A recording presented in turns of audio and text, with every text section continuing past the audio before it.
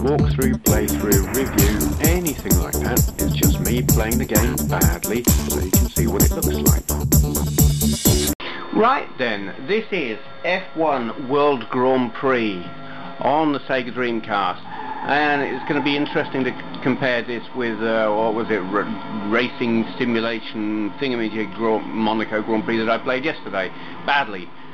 This I will also play badly. I have been tinkering with this a little, just to get a control configuration that I can live with slightly.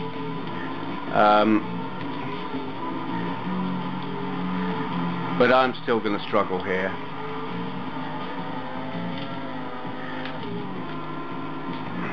Oh, like that, you see. I know the Monaco circuit. It's my favourite circuit in any game with real world circuits on it. I love the circuit. I know it's a completely impractical circuit for Grand Prix racing, but I just love it. But I'm struggling to drive around it at the moment. But I'm not doing as badly as oh crap. Okay, I'll take that back. I am now doing as badly as I did yesterday. Get off of me.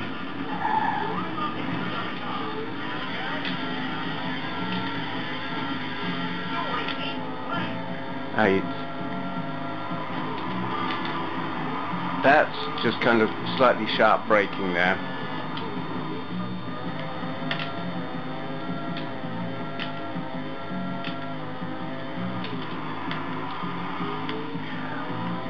Half the problem I'm having here is that I'm so completely spoiled by the twin analog sticks of the PS1, 2 and 3 that when I go over to anything else I just can't do it, and I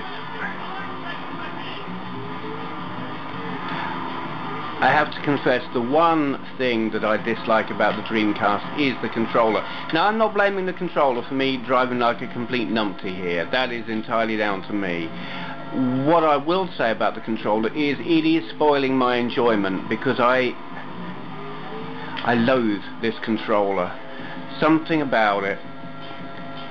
I'm not a great fan of the 3D Night pad on the Saturn, which is what this is based on, but I like that better than I like this.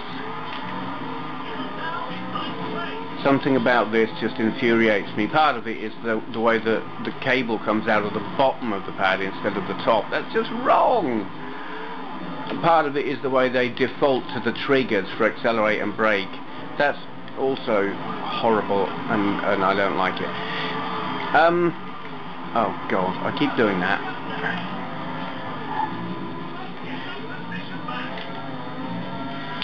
It's weird actually, because the Xbox controller is very, very similar to this. Very similar. But I can get along with that in a way that I can't get along with this. And I couldn't really tell you why. It's very subjective. Graphically, this is actually, it's graphically quite odd, and I find this with a lot of Dreamcast games.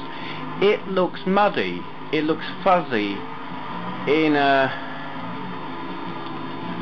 It's not the same as like the fuzziness on the Nintendo 64. It's kind of like comparing this.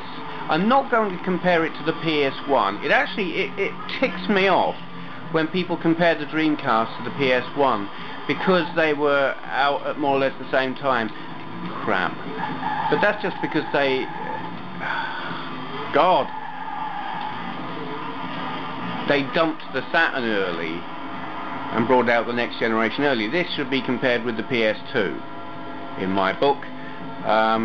And to compare it with the PS1 is a mistake. But anyway, what was I going to say? Yes, comparing the graphics on the Dreamcast to the PS2 is like comparing the graphics of the Acorn Archimedes A3010 with the Commodore Amiga 1200. They're comparable, but there's something slightly smeary about this, in the same way as there's something kind of smeary about the Archimedes graphics. And I think you'd have to have used the two to get that, to understand maybe what I mean, and maybe have to watch them on this telly as well. I don't know. It's kind of, it's like there's a slight excess of if it was a printed image, the black ink has smeared across the paper slightly. It hasn't. Do you know what I mean? Am I talking complete gibberish? But I'm getting that with this game. I don't know to what extent. And it does that with other games as well.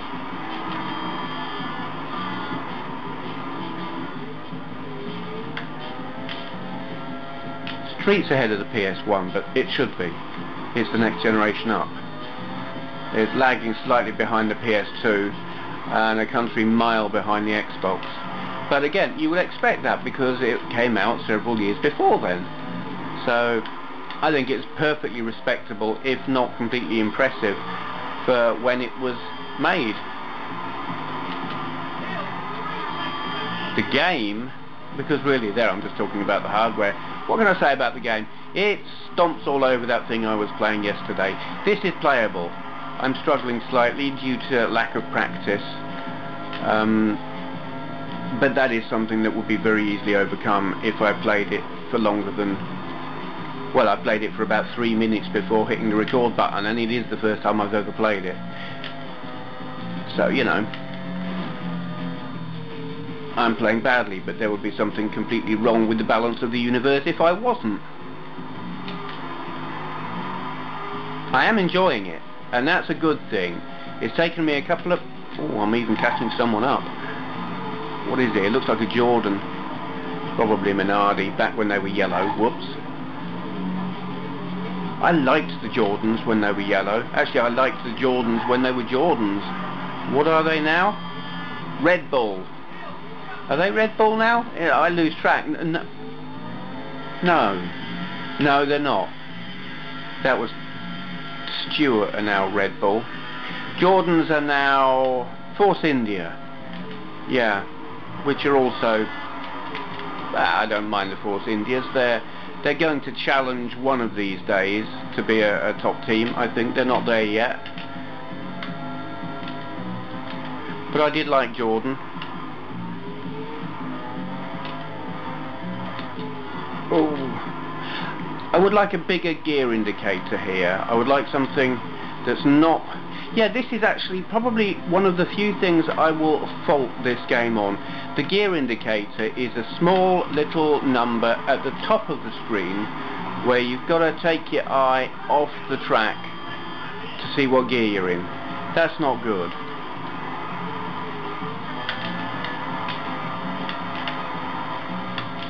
I mean, I can even forgive it not having a... I mean, I am so totally spoiled by Gran Turismo, where it tells you what gear you want to be in for the next corner. I love that. That's what makes that game. And other games are missing a trick by not including it, because it means you can come to a completely new track that you're not familiar with and race on it without crashing at every corner. And that's great because it's fun. So what if it's not realistic and they don't have that in real races? Don't give a crap. I play these to have fun, and anything not utilising that is missing a trick. Anyway, but yes, this, you've got to take your eye off the road to see what gear you're in, and you need to know what gear you're in for a given corner. Like I just stuck it in reverse by accident.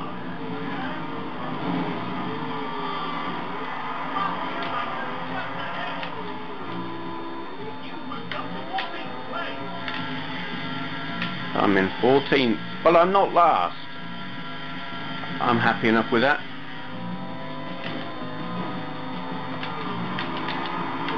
Don't know what gear I'm in, but nah.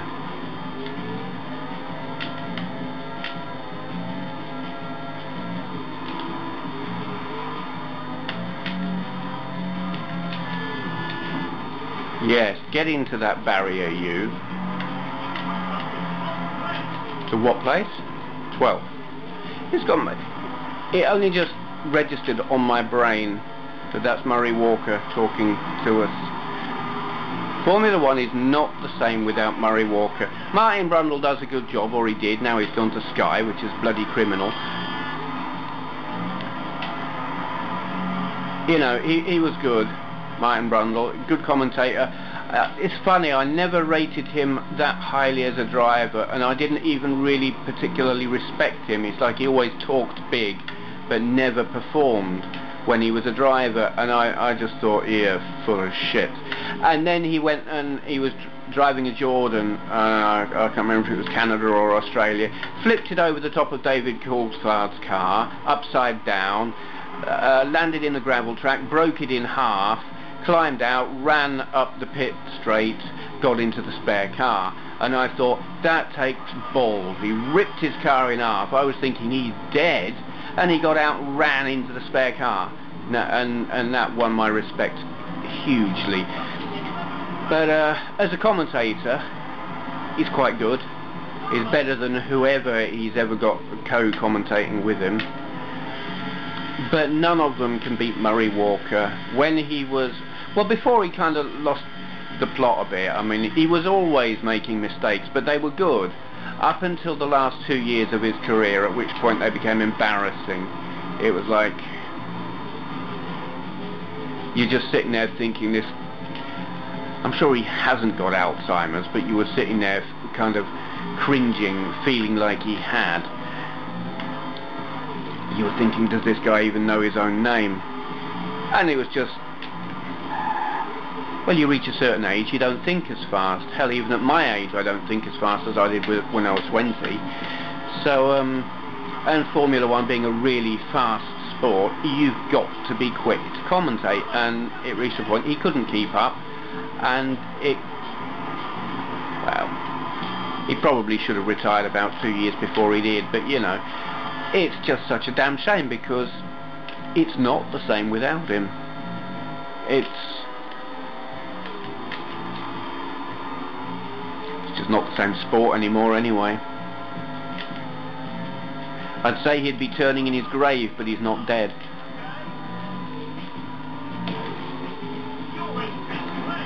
I mean, what now? 10th. I always like dodgem car racing. Well, racing isn't really right, is it? That's not. Oh, ask. I'm not into fairgrounds. Well, no, I like being at fairgrounds, but I don't really go on the rides. But I do like the dodgems, and I say that because of how I'm racing here. Get out of my way.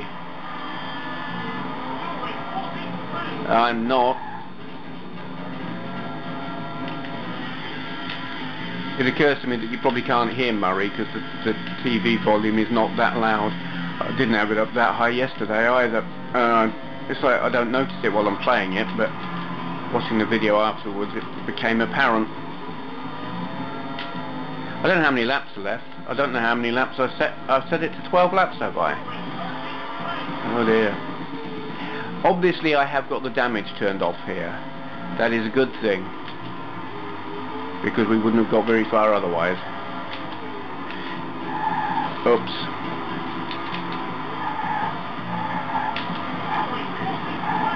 This is like a cross between Formula One and the British touring car racing. It's like full contact Formula One. Yeah, that would be good, wouldn't it? I tell you, the kind of full contact Formula One racing I used to like, that you just don't get anymore, is where Nigel Mansell got out the car and punched Nelson Piquet. You don't get that anymore.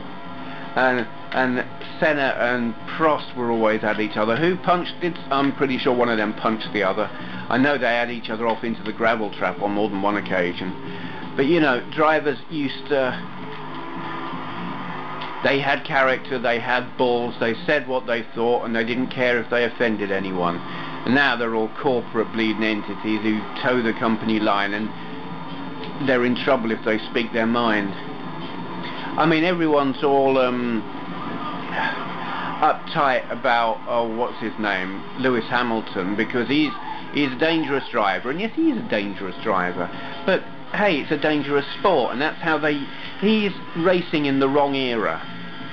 Lewis Hamilton is a Formula 1 driver from the Nigel Mansell, Ayrton Senna era. He would have fitted in fantastically there.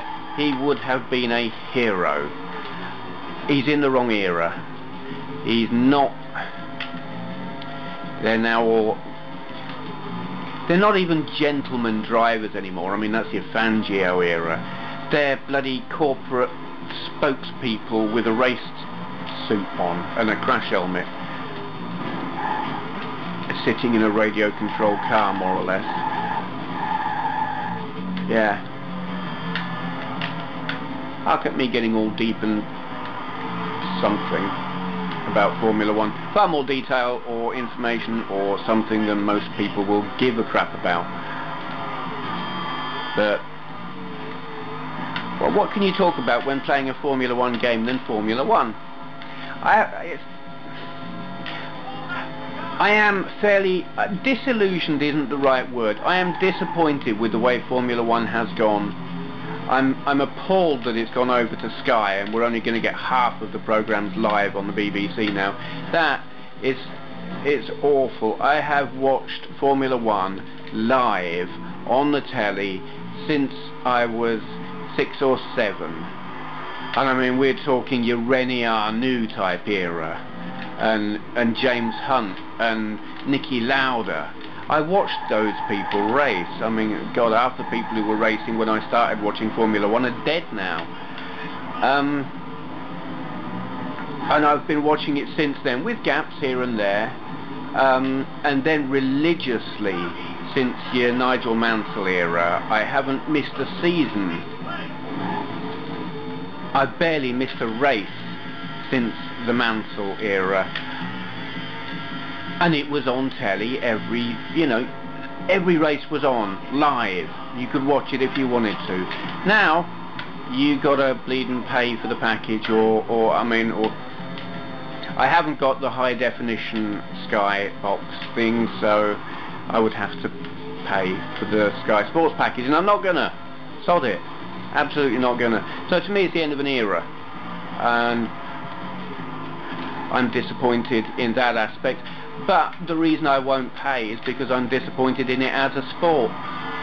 It is now so artificial. All your bleeding electronically actuated rear wing crap activating at this point and that point, and you can't do it here and you've got to do it there, and then you're bleeding braking, what do you call it, curves crap. You know, you get an energy boost here but not here, and you can only use this much for the... Jesus, it's like, is the driver got to sit there and pull out a rule book to decide when he can press this button and when he can't, and when he'll get penalised. And oh my God, look, he overtook that person on the left and not on the right, let's pull him in and give him a bleeding pit lane penalty. Or maybe not, we'll just penalise him in the next race. No! Stop all the stupid bullshit and let them race, for God's sake. Give them a fast car with wings at the front and the back and a pair of fat slick tyres, nothing else, and let them get on with it. And if they kill each other in the process, well, we'll be entertained while they do it. Leave them to it. Pisses me off. They've ruined it utterly. Wow, look at me getting passionate about that. But that really is how I feel about it. Politically incorrect maybe, but Formula 1 is a dangerous sport. If you're going to sanitise it, it's not going to be Formula 1 anymore. They're adding all this crap to it to try and make it interesting so they can overtake anymore, again, because with all the safety shit they added, they made it so the drivers couldn't overtake. They made all these rule changes